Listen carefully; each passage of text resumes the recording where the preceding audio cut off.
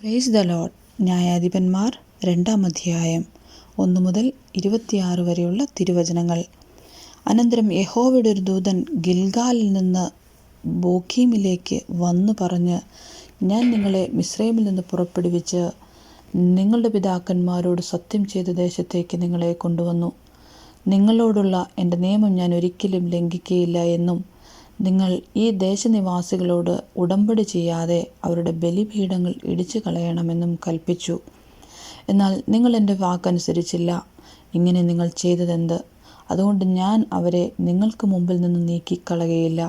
അവർ നിങ്ങളുടെ വിലാപ്പുറത്ത് മുള്ളായിരിക്കും. അവരുടെ ദേവന്മാർ നിങ്ങൾക്ക് കെണിയായും ഇരിക്കുമെന്ന് ഞാൻ പറയുന്നു. യഹോവയുടെ ദൂതൻ ഈ വചനം എല്ലാം ഇസ്രായേൽ മക്കളോട് പറഞ്ഞപ്പോൾ ജനം ഉച്ചത്തിൽ കരഞ്ഞു. അവർ ആ സ്ഥലത്തിന് ബോഖീം എന്ന് പേരിട്ടു. അവിടെ യഹോവയ്ക്ക് യാഗം കഴിച്ചു. എന്നാൽ യോശുവ ജനത്തെ പറഞ്ഞയച്ചു. ഇസ്രായേൽ മക്കൾ ദേശം കൈവശമാക്കുവാൻ ഓരോരുത്തൻ താൻ്റെ അവകാശത്തിലേക്ക് പോയി. യോശുവയുടെ കാലത്തൊക്കെയും യോശുവ കഴിഞ്ഞിട്ട് ഏറിയ നാൾ ജീവിച്ചിരുന്നവരായി യഹോവ ഇസ്രായേലിന് വേണ്ടി ചെയ്ത മഹാപ്രവൃത്തികളൊക്കെയും കണ്ടിട്ടുള്ളവരായ മൂപ്പന്മാരുടെ കാലത്തൊക്കെയും ജനം യഹോവയെ സേവിച്ചു.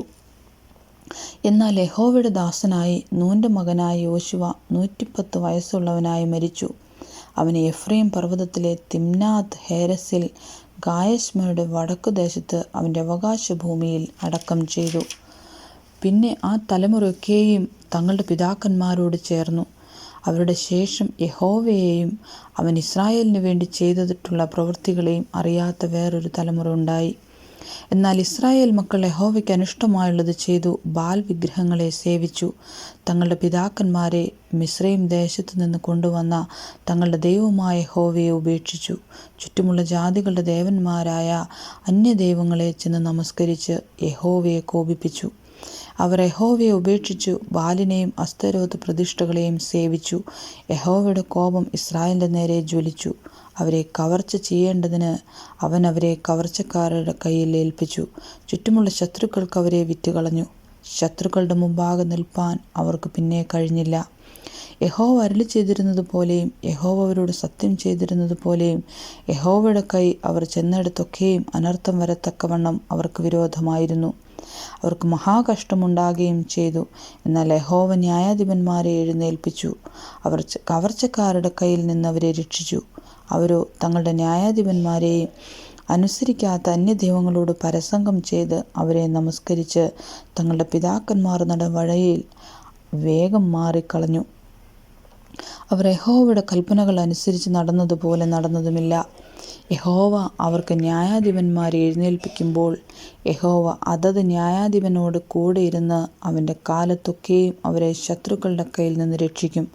തങ്ങളെ ഉപദ്രവിച്ച് പീഡിപ്പിക്കുന്നവരുടെ നിമിത്തം ഉള്ള അവരുടെ നിലവിളിയെങ്കിൽ യഹോവയ്ക്ക് മനസ്സലിവ് തോന്നും. എന്നാൽ ആ ന്യായാധിപൻ മരിച്ച ശേഷം അവർ തിരിഞ്ഞ് അന്യദൈവങ്ങളെ ചെന്ന് സേവിച്ചും നമസ്കരിച്ചും കൊണ്ട് തങ്ങളുടെ പിതാക്കന്മാരെക്കാൾ അധികം വഷളത്വം പ്രവർത്തിക്കും. അവർ തങ്ങളുടെ പ്രവൃത്തികളും ദുശാഠ്യ നടപ്പും വിടാതിരിക്കും. അങ്ങനെ യഹോവയുടെ കോപം ഇസ്രായേലിൻ്റെ നേരെ ജ്വലിച്ചു. ഈ ജാതി അവരുടെ പിതാക്കന്മാരോട് ഞാൻ കൽപ്പിച്ചിട്ടുള്ള എൻ്റെ നിയമം ലംഘിച്ച് എൻ്റെ വാക്ക് കേൾക്കായ്കയാൽ അവരുടെ പിതാക്കന്മാർ അനുസരിച്ച് നടന്ന യഹോവയുടെ വഴിയിൽ ഇവരും അനുസരിച്ച് നടക്കുമോ ഇല്ലയോ എന്ന് ഇസ്രായേലിനെ പരീക്ഷിക്കേണ്ടതിന് ഞാനും യോശുവ മരിക്കുമ്പോൾ വിട്ടേച്ചു പോയ ജാതികളിൽ നിന്ന് ഒന്നിനെയും ഇനി അവരുടെ മുമ്പിൽ നിന്ന് നീക്കിക്കളകയില്ല എന്ന് അവൻ അരുളി ചെയ്തു. അങ്ങനെ യഹോവ ഈ ജാതികളെ വേഗത്തിൽ നീക്കിക്കളയാതെയും യോശുവയുടെ കയ്യിൽ ഏൽപ്പിക്കാതെയും വെച്ചിരുന്നു. ആമേൻ.